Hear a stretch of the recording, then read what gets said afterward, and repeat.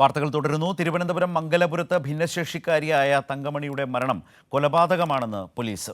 പ്രതി തൗഫീഖിനെ പോലീസ് കസ്റ്റഡിയിലെടുത്തു. CCTV ദൃശ്യങ്ങളുടെ അടിസ്ഥാനത്തിലുള്ള പരിശോധനയാണ് പോലീസിനെ പ്രതിയിലേക്ക് എത്തിച്ചത്.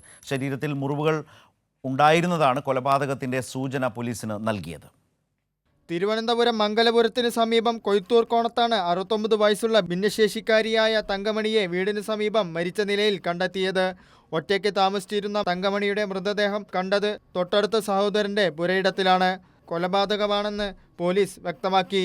വെളുപ്പിനെ പൂജയ്ക്ക് പൂ പറിക്കാൻ പോയപ്പോഴാകാം കൃത്യം നടന്നതെന്നാണ് പോലീസ് നിഗമനം. തങ്കമണിയുടെ സഹോദരിയാണ് മരിച്ച നിലയിൽ കിടക്കുന്ന തങ്കമണിയെ കണ്ടെത്തിയത്.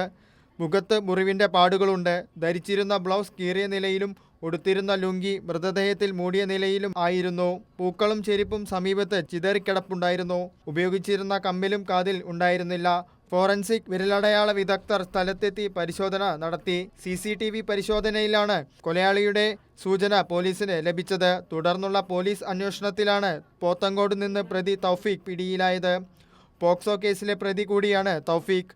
മോഷണ വണ്ടിയുമായി എത്തിയാണ് പ്രതി കൃത്യം നടത്തിയതെന്നാണ് പോലീസ് നിഗമനം. തൗഫീഖിൽ നിന്ന് തങ്കമണിയുടെ സ്വർണ്ണക്കമ്മലും പോലീസ് കണ്ടെടുത്തു. കൈരളി ന്യൂസ്, തിരുവനന്തപുരം.